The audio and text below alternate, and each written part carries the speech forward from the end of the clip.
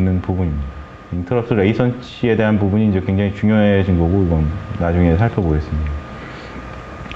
뭐 기타 이제 그 디버그 관련된 부분들이 굉장히 많이 추가가 되어 있습니다. 코어상으로. 근데 그 지금 이제 M3를 가져다가 칩을 제조한 회사들에 있어서는 사실 이것들이 이제 대부분 다 옵셔널로 되어 있는 부분이라서 채용을 많이들 안 하고 있습니다. 이런 것까지 다 들어가게 되면 이제 상당히 좋아질 텐데, 뭐 어쨌든 지금 현재 저희가 쓰고 있는 STM32 같은 경우도 여기 옵셔널로 되어 있는 대부분의 기능들은 처리를 안 하고 있습니다. 포함이 안 되어 있는 거죠. 코어 자체에 포함이 안 되게 칩을 설계한 겁니다. 이제 레지스터 부분이 그 기존의 ARM7 쪽하고 약간 달라진 부분이 있죠. 이제 스택에 관련된 포인트가 이제 하나가 더 생겼습니다. 그리고 그 마스크 레지스터들 프라이어리티 관련된 부분이 강화가 됐죠. 이렇게 강화될 수밖에 없는 이유가 인터럽트 개수가 굉장히 많아지고 그 인터럽트들마다 프라이어티를 정해줄 수가 있고, 그 프라이어티를 따라서 인터럽트가 처리 중에도 또 다른 인터럽트를 처리할 수 있게 뭐 이런 부분들이 추가가 됐기 때문에 그에 관련된 이제 레지스터들이 많이 추가가 된 거죠. 기존에 이제 다른 부분은 이런 부분의 레지스터들은 뭐 기존에 가지고 있었던 거랑 똑같고요. 다만 이제 변경된 게 이제 스택 포인터에 대한 그 레지스터들이 하나가 더 생긴 거죠. 그 이제 제네럴 퍼포스 레지스터들 같은 경우는 뭐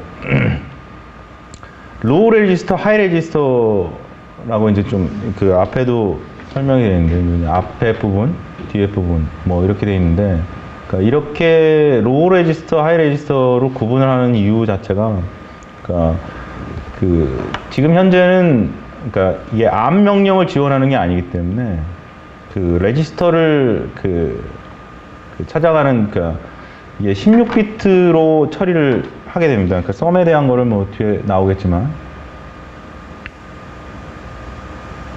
썸이 안 나왔네.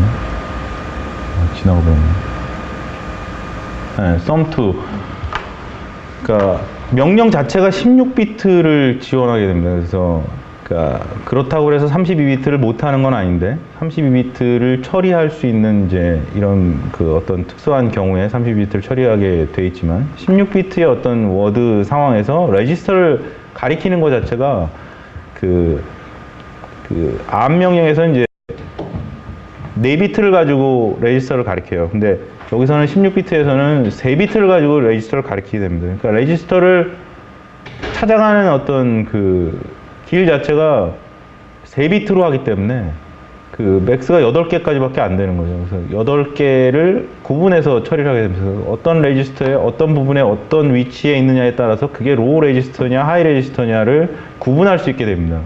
그래서 거기에 있는 3비트를 가지고 그 레지스터가 지금 로우에 있는 거냐 아니면 하이에 있는 거냐를 구분해서 3비트를 가지고, 그러니까 만약에 이제 그게 로우였다 그러면 3비트에 그 0이 들어있다 그러면 R0가 되는 거고, 원래 하이를 가리키는 애다 그러면 3비트에 0이 들어있으면 R8을 가리키게 되는 거죠. 이제 그런 식의 어떤 그 부분이 되어 있는 거죠. 그래서 이제 로우와 하이를 구분하는 거고. 이제 16비트 명령들 같은 경우에는 이제 하이 레지스터를 안 쓰게 되는 거죠.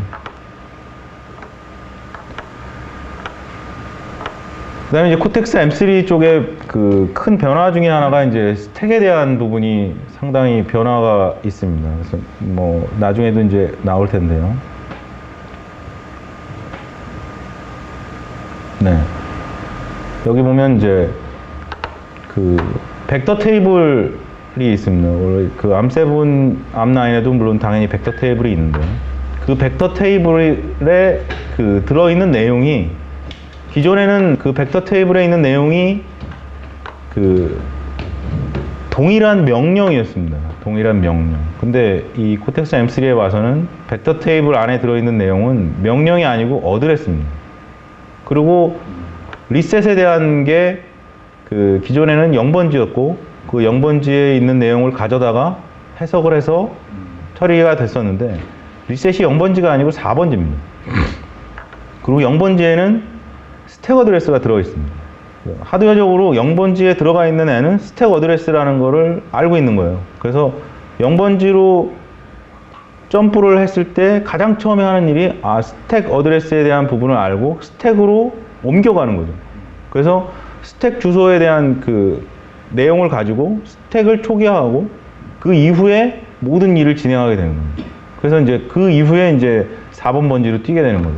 그거 자체를 하드웨어적으로 얘기를 해놨기 때문에 스택에 대한 어떤 초기화 부분들이 사실 ARM7이나 ARM9 부분에서는 스택 초기화 부분이 돼 있지 않으면 아무것도 진행할 수가 없었어요. 그래서 스택 초기화하는 부분 자체를 어셈블리로 짜서 이니셜 코드를 만들어주고 뭐 이런 식의 작업들이 필요했는데 이 부분이 사라져 버린 거죠. 그래서 스택 어드레스만 넣어주면 되니까 그 부분을 하드웨어적으로 처리를 해주니까 거의 그 어셈블리가 없이도 코딩이 가능한, 그러니까 어셈블리가 없이도 초기에 뭐 작업하는 그러니까 초기화 작업 부분을 해줄 수 있는데 굉장히 좋아진 거죠.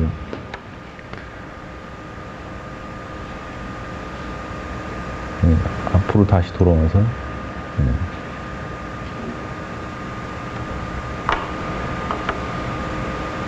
근데 이제 스택 부분을 우리가 처리할 때 메인 스택이 있고 프로세스 스택으로 나뉘어 있습니다. 그래서 프로세스 스택을 동작시킬 때가 있고 아니면 메인 스택을 동작시킬 때가 있어요. 근데 리셋을 처음에 했을 때 그 프로세스는 항상 이제 메인 스택 포인터를 가리키고 메인 스택 포인터에서 뭔가 작업을 하게 됩니다. 그러다가 이제 모드가 바뀌어서 프로세서 모드로 가서 그 프로세서 모드로 들어갔을 때 메인 스택 포인터는 이제 뱅크가 되는 거예요. 그러니까 기존에 우리 뱅크 레지스터 관련된 개념을 아시는지 잘 모르겠지만, 네. 아신다고 보고, 네. 그 뱅크 레지스터에 대한 그 개념 부분에 이제 스택에 대한 부분을 뱅크 레지스터로 가지고 있는 겁니다. 그래서 그 메인 스택에서 이제 프로세서 스택으로 갈 때, 자기가 가지고 있는 그 메인 그 프로세서로 동작하는 동안에 가지고 있던 스택 포인터가 그대로 저장이 되어 있고 프로세서로 모드로 옮겨와서, 그러니까 우리가 이제 보통 스레드 모드라고 얘기를 하죠. 그러니까 스레드 모드로 동작을 할 때 이제 프로세서 스택 포인터를 이용해서 스택 작업을 하고 메인 스택은 그대로 남아 있는 거죠.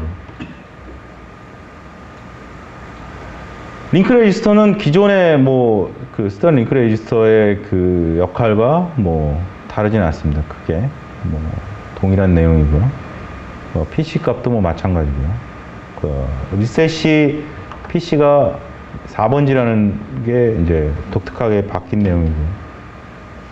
그 다음에 기존에는 이제 ARM7 같은 경우는 PSR이 이제 CPSR 또 SPSR 이런 것들이 존재를 했었는데 그것들에 대한 거기에 들어있는 어떤 내용들 그게 사실은 거의 그대로 들어 있습니다. T나 C나 여기 이제 컨디셔널 조건에 대한 그 부분들이 들어가 있는 것도 다 마찬가지가 있고요. 한 가지 특이한 점이라면 예전에는 어떤 그 레지스터가 하나의 레지스터 안에 이제 다 포함이 되어 있던 것이 이제 3개의 레지스터로 나뉘어서 각각을 액세스를 할 수 있도록 이제 바뀌어져 있다. 근데 그러면서도 하드웨어적인 어떤 명령들은 요 각각을 하나씩 액세스를 할 수도 있고요. 아니면 요거를 요렇게 2개, 혹은 요렇게 2개, 요렇게 2개 액세스를 할 수도 있고, 아니면 전체를 다 한꺼번에 32비트를 읽어올 수도 있고, 이제 그런 여러 가지 오퍼레이션들을 할 수 있도록 이제 지원을 해주고 있습니다. 그런 부분만 좀 달라졌고요. 대부분의 내용들은 거의 동일한 내용들입니다. 그리고 이제 기존에 없던 ISR 넘버에 대한, ISR, 인터럽트 서비스 루틴들이 굉장히 많아졌기 때문에 인터럽트가 그거에 대한 처리 부분을 이제 여기에 하나 넣어줬다는 것 말고는 이제 크게 달라진 부분은 없는 거죠. 그 다음에 이제 컨트롤 레지스터가 하나가 추가가 되어 있습니다. 그러니까 여기에 지금 이게 스레드 모드로 동작하고 있는지 메인 모드로 동작하고 있는지를 이렇게 그러니까 체크를 하고 거기에다가 컨트롤을 하고 할 수 있는지, 그리고 그때 이제 스택 포인터 부분을 저장할 수 있는 비트들이 이제 들어가 있는 거죠. 그래서 이제 OS를 적용할 때 그 스레드 모드 하고